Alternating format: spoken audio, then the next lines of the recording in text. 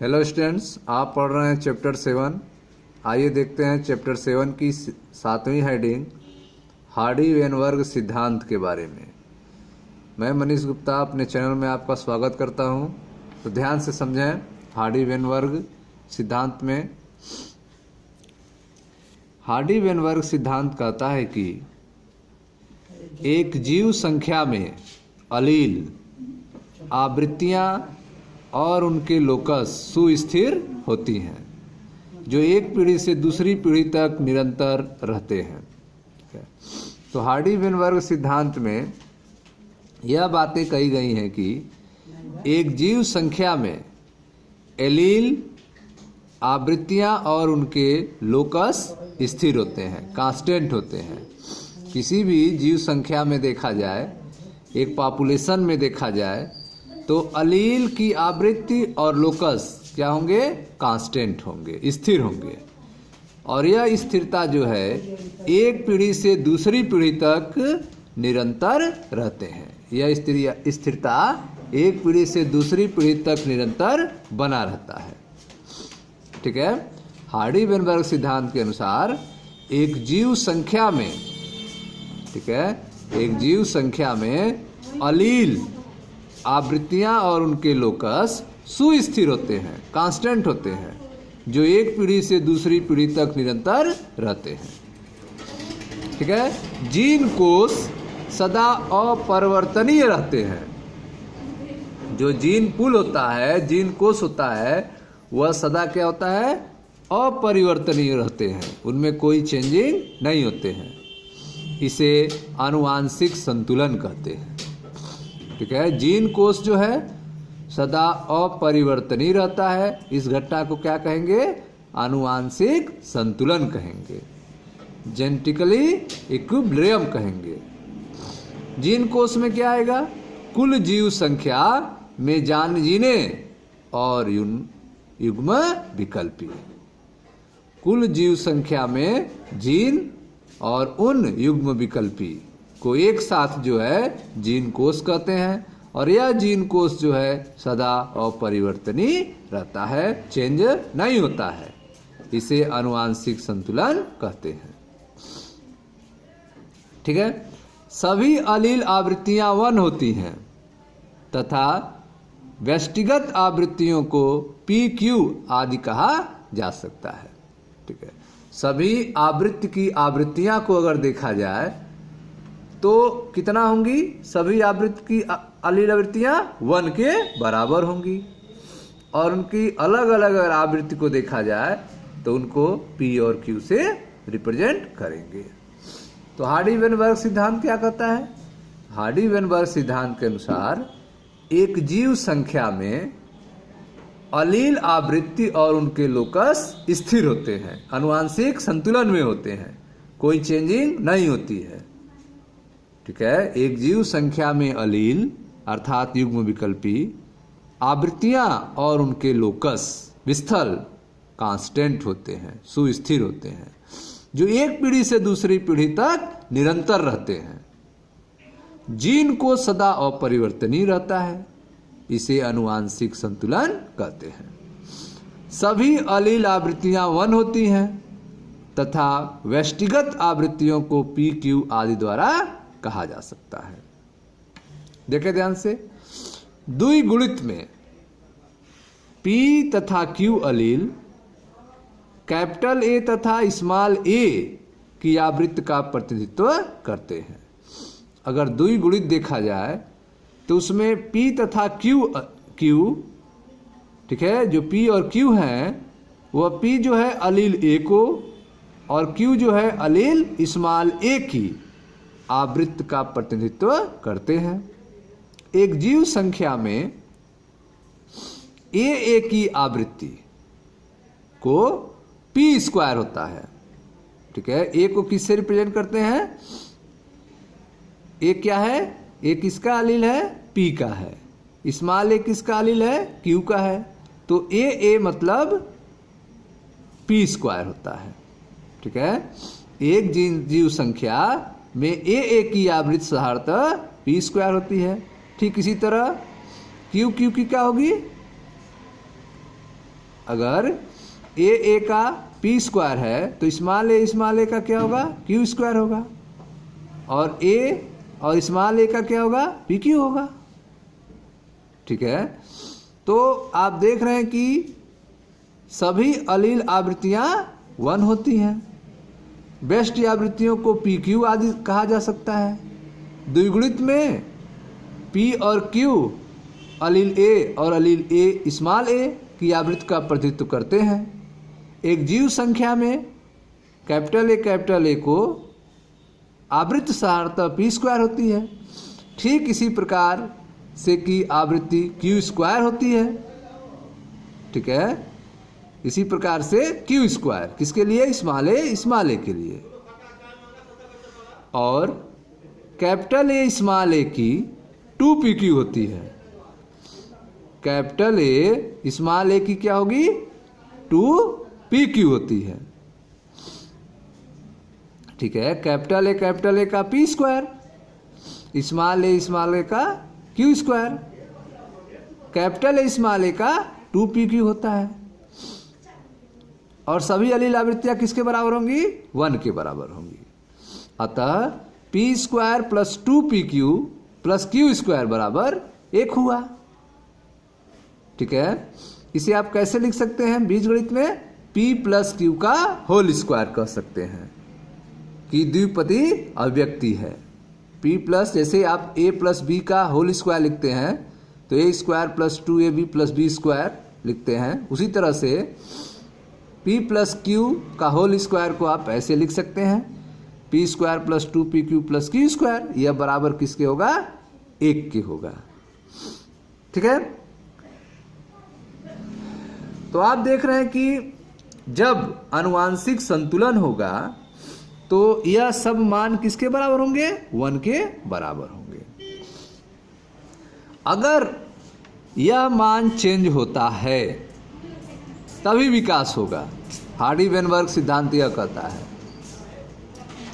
एक पॉपुलेशन में यह मान अगर चेंज नहीं हुआ, p square plus 2pq plus q square equal to 1 हुआ, तो उसे आनुवांशिक संतुलन कहेंगे, तब विकास उसको नहीं कहेंगे, तब वहाँ विकास नहीं हुआ।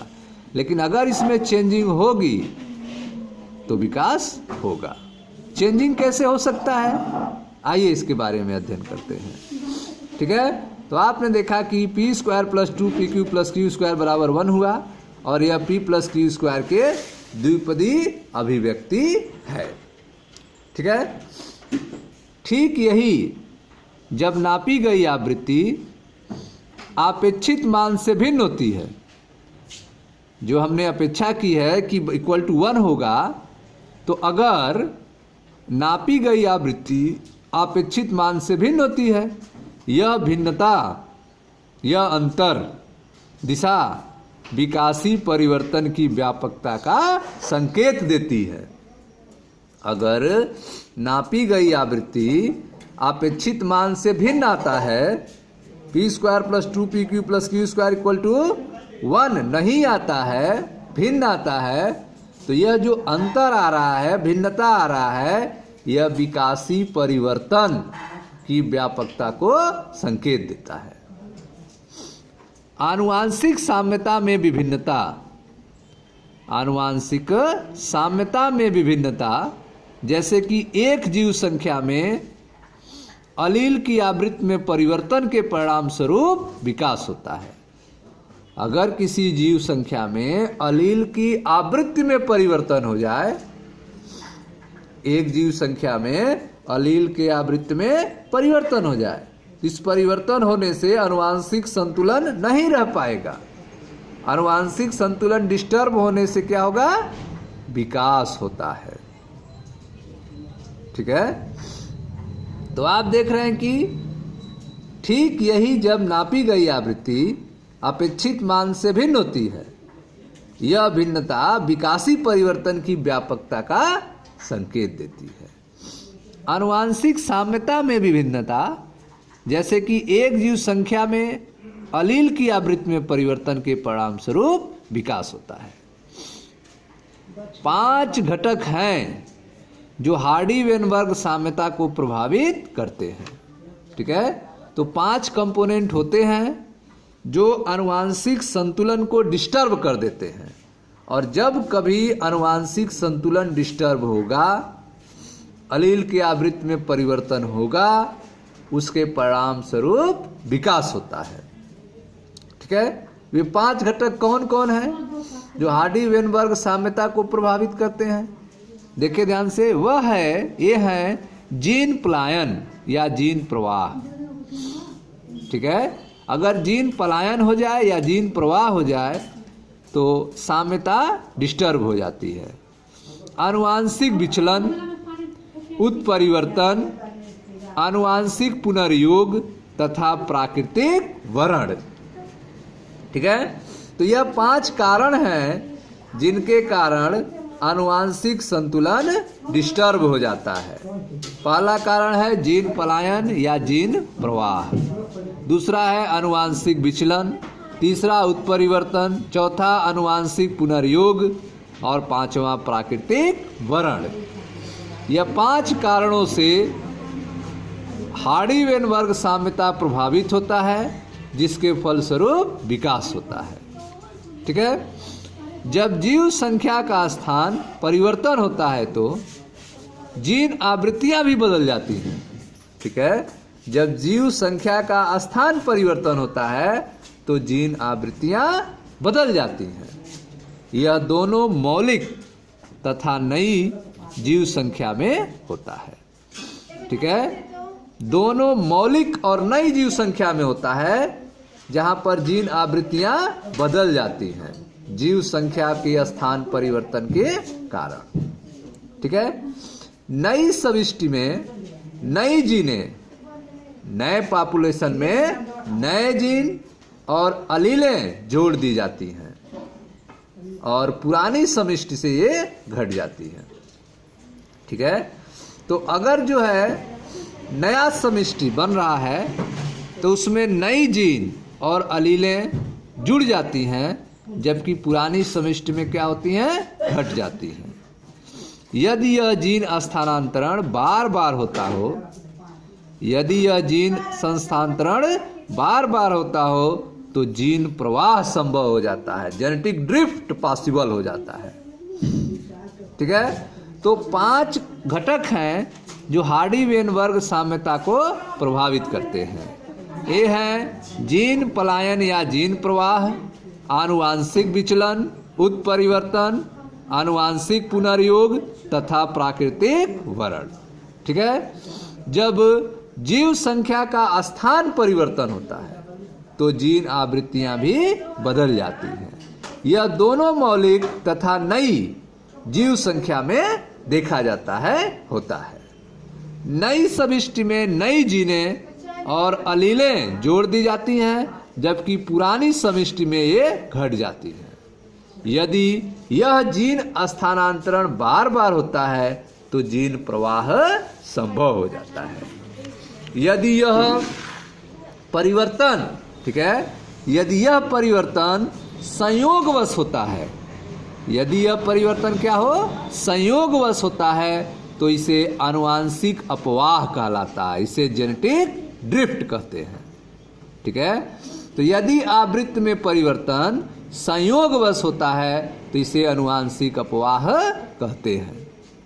कभी कभी अलील आवृत्ति का यह परिवर्तन समिष्टि के नए नमूने में से इतना अलग हो जाता है कि उसे नई प्रजाति भी कह सकते हैं।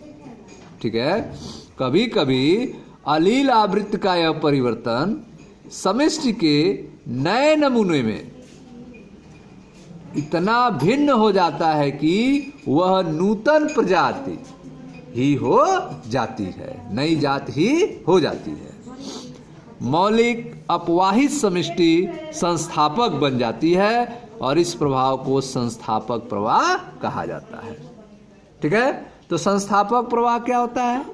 कभी कभी अलील आवृत्ति का यह परिवर्तन समिष्टि के नए नमूने में इतना भिन्न हो जाता है कि वह नूतन प्रजाति, न्यू स्पीशीज ही हो जाती हैं। मौलिक अपवाहित समिष्टि संस्थापक बन जाती है ठीक है, जो मौलिक है वह अपवाही समय संस्थापक बन जाती है और इस प्रवाह को संस्थापक प्रवाह कहा जाता है।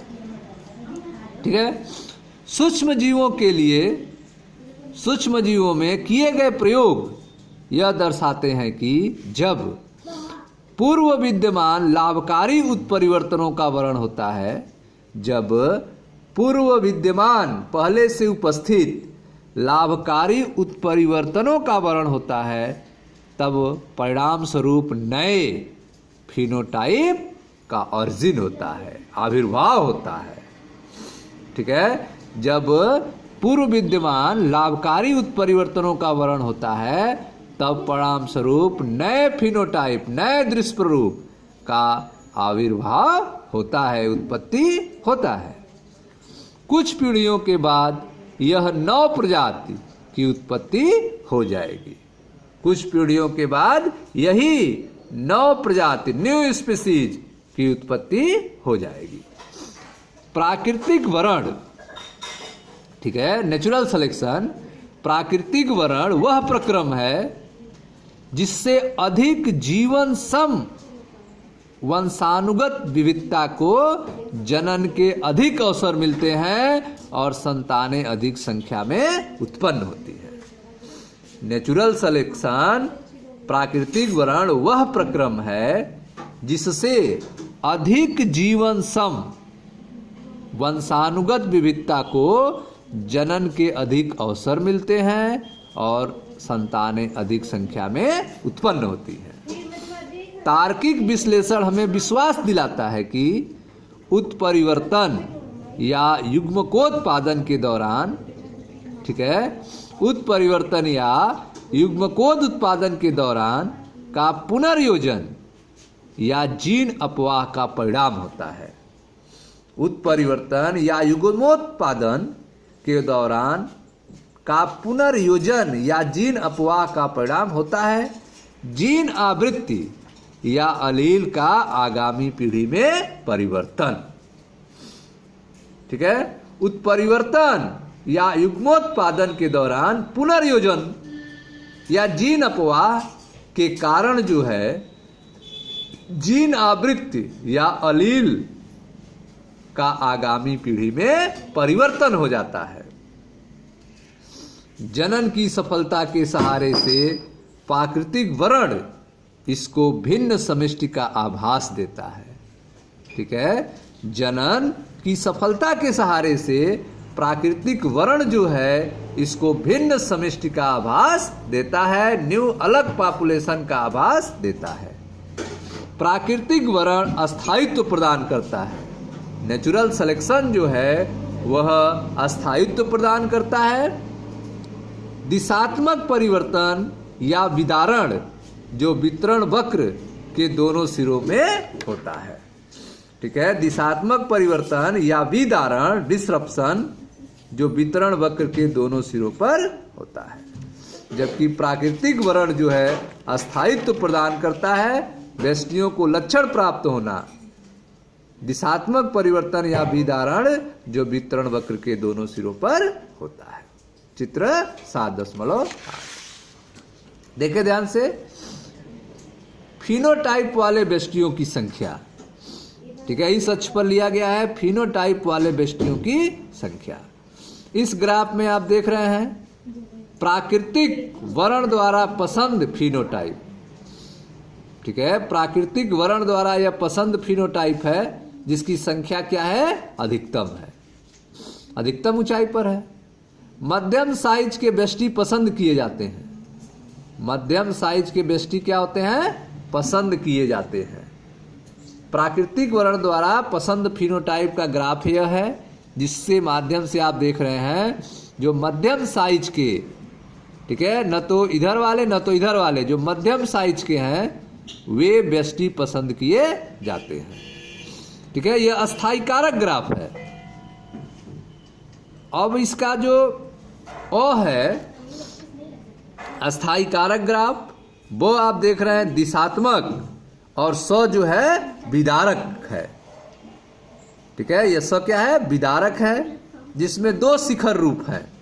विदारक में क्या है, दो शिखर रूप हैं।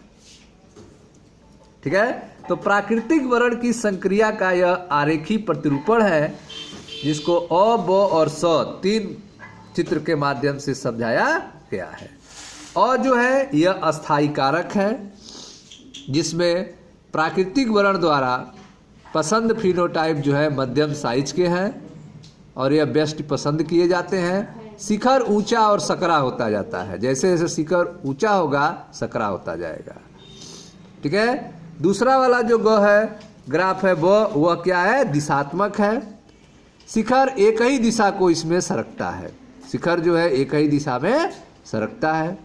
और यह तीसरा जो ग्राफ है यह विदारक लक्षणों पर प्राकृतिक वर्ण के सक्रिया का आरेखिक प्रतिरूपण है, जिसमें दो शिखर उत्पन्न होते हैं। ठीक है, तो इन ग्राफों से जो सबसे अस्थायी कारक ग्राफ है वह पहला ग्राफ है, जिसमें शिखर ऊंचा और सकरा होता जाता है, मध्यम साइज के बेस्टी पसंद किए जाते हैं। ठीक है स्टूडेंट्स, तो आपने हार्डी-वेनबर्ग सिद्धांत पढ़ा, जिसका निष्कर्ष यह रहा कि कहीं पर भी अगर विकास होगा तो पॉपुलेशन जेनेटिक्स के अनुसार, समष्टि आनुवांशिकी के अनुसार अगर आनुवांशिक संतुलन में परिवर्तन होता है तो वहां पर विकास होगा।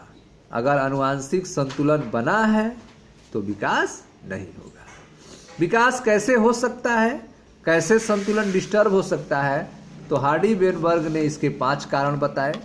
संतुलन डिस्टर्ब हो सकता है, अलील चेंज हो सकता है, जीन पलायन के द्वारा यह संभव है, आनुवांशिक विचलन के द्वारा संभव है, उत्परिवर्तन के द्वारा संभव है, आनुवांशिक पुनर्योग के द्वारा और प्राकृतिक वर्ण के द्वारा।